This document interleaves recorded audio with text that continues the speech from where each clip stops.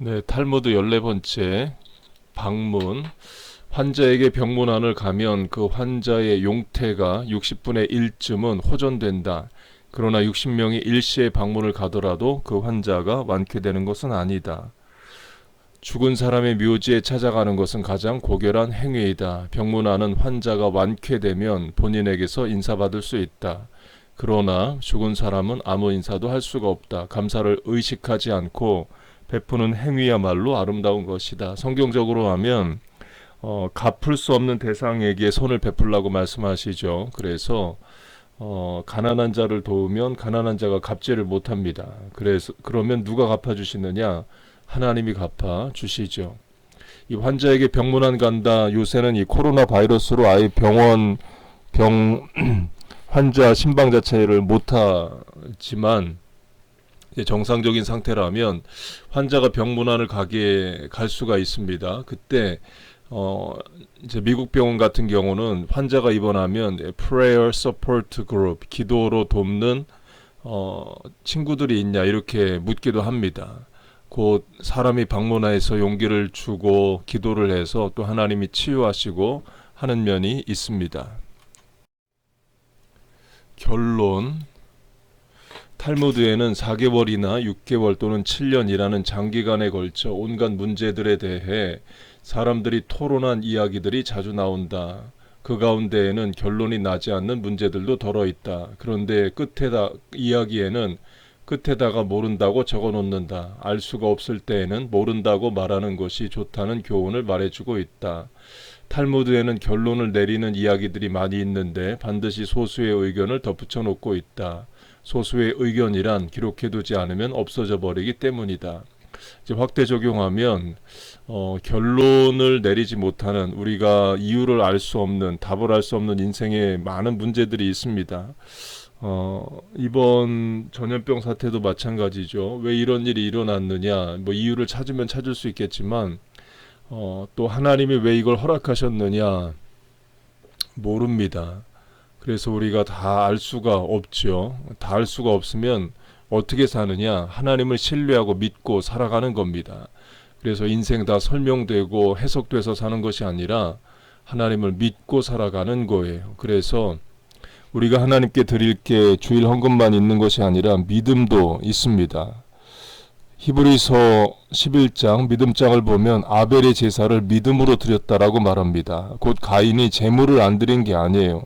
가인도 제물을 드리고 아벨도 제물을 드렸는데 어떻게 해서 가인의 제사가 연락이 안 됐느냐를 히브리서 11장에 믿음으로 해석을 하면 가인은 제물만 드렸지 믿음을 못 드린 거예요. 그럼 우리가 주일 헌금을 한다 하면 헌금에다가 우리가 드려야 할 것이 믿음입니다. 지금 이런 전염병 사태로 속상하고 힘든 상황에서도 우리가 하나님께 드릴 것은 믿음이에요. 그러니까 하나님을 신뢰하는 겁니다. 다 이해되고 설명 없지만 하나님이 행하시는 일을 믿고 이 순간 하나님을 신뢰합니다. 강한 것과 약한 것, 이 세상에는 약하지만 강한 것을 두렵게 하는 것 넷이 있다. 모기는 사자에게 두려움을 준다. 거머리는 코끼리에게 두려움을 준다. 파리는 전갈에게 두려움을 준다. 파리 잡는 거미는 매에게 두려움을 준다. 아무리 크고 힘이 강하더라도 반드시 무서운 존재라고 할 수가 없다. 아주 허약하더라도 어떤 조건만 갖추어진다면 강한 자를 이길 수가 있다. 늘 겸손하라는 교훈 같습니다.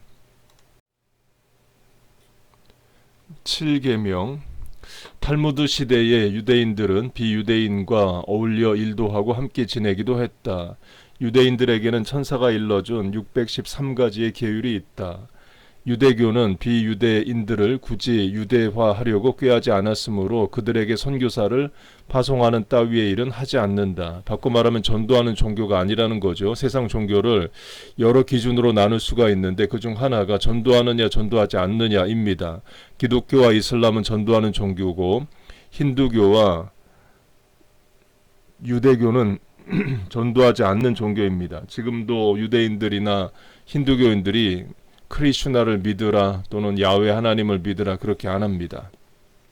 그래서 서로가 평화스러운 관계만 유지하면 그만이므로 비유대인들에게는 7가지만 지켜달라고 부탁을 하였다. 첫 번째, 살아있는 짐승을 죽인 뒤에 곧바로 그 날고기를 먹지 말아라. 2. 타인을 욕하지 말아라. 3. 훔치지 말아라. 4. 법을 지켜라. 5. 살인하지 말아라. 6. 근친상간하지 말아라. 7. 불륜에 빠지지 말아라. 네, 이런 게 있었나 봅니다. 하나님, 로마 사람 하나가 랍비에게 찾아와 말하였다. 그대들은 걸핏하면 하나님을 들먹이는데 그 하나님이 어디에 있는지를 가르쳐 주시려. 어디에 있는지 가르쳐 주면 나도 그 하나님을 믿겠소. 랍비는 로마 사람을 데리고 나가서 태양을 가리키며 말하였다. 저 태양을 똑바로 쳐다보시오. 로마 사람은 태양을 쳐다보고 나서 소리 질렀다. 그런 멍청한 소리 하지 마시오. 태양은 똑바로 쳐다볼 수가 없지 않소. 랍비가 말했다. 그대가 만일 하나님이 창조한 많은 것들 가운데 하나인 태양을 바로 쳐다볼 수가 없다면 위대한 하나님은 더욱 한눈에 볼 수는 없는 일이지 않겠소. 그러니까 제가 이걸 해석한다면 이 로마인들은 정말 유대인이 믿는 하나님을 믿고 싶어 찾아온 게 아니라 시비 걸러 찾아온 겁니다. 하나님을 내게 보여달라. 천국 지옥 있는 거 내게 보여달라. 이런 식으로 말하는 거죠. 이런 사람들에게 아무리 논리적으로 설득적으로 합리적으로 설명을 해도 이 사람들은 안 믿습니다. 그냥 안 믿을 거 작정한 사람에게는 우리가 아무리 이야기를 해도 안 믿는 거죠. 그래서 하나님이 믿음을 주셔야 믿을 수 있는 거예요. 그 믿음을 우리에게 주신 하나님을 찬송합니다. 작별 인사. 어떤 사람이 아주 오랫동안 여행을 계속하고 있어 피로하고 굶주리고 목이 말라 지쳐 있었다. 줄곧 사막을 걷다가 가까스로 나무가 자라는 곳에 닿았다. 그는 나무 그늘에서 쉬면서 과일로 줄인 배를 채우고 그 곁에 물로 목을 적시고 나서 안도의 숨을 쉬었다. 그는 가던 길을 다시 재촉해야만 하였다. 그는 나무에게 감사하며 작별 인사를 하였다. 나무야, 너무 고맙구나. 내 신세를 어떻게 갚으면 좋겠느냐. 내 열매가 달콤해지도록 빌어주고 싶지만 내 열매는 이미 충분히 달콤하다. 상쾌한 나무 그늘이 자기를 지기를 빌어주고 싶지만 너는 이미 그곳을 넉넉히 가지고 있다. 내가 더 자라나기 위해 물이 풍족하기를 빌어주고 싶지만 내게는 이미 물도 넉넉하다. 내가 너를 위해 바랄 것이 있다면 더 많은 열매를 맺어서 너같이 아름다운 나무가 번성하기를 빌 도리밖에 없구나. 작별 인사를 하면서 어떤 기원을 해주고 싶지만 그에게 모든 것이 넉넉하고 충분히 선한 생활을 하고 있어. 더 이상 무엇을 빌어줄 것이 없을 때는 이렇게 기원하는 것이 가장 현명하다. 대개 자녀가 부모와 같이 훌륭한 사람으로 자라기를 빕니다. 네, 맞는 말입니다. 여섯째, 성서에 따르면 이 세상은 1일, 2일, 3일 등 차례를 쫓아 창조되고 제6일에 완성되었다. 그 마지막 여섯째에 인간이 창조되었다. 왜 인간이 마지막에 창조가 되었을까? 그 뜻을 어떻게 풀이할 수 있을까? 탈무드에 따르면 파리 한 마리조차도 인간보다 먼저 만들어졌다고 생각할 때 인간은 교만해질 수가 없다는 것이다. 왜 인간이 맨 나중에 만들어졌는가? 인간에게 자연에 대해 겸허하기를 가르치기 위해서 만들어졌다. 양념.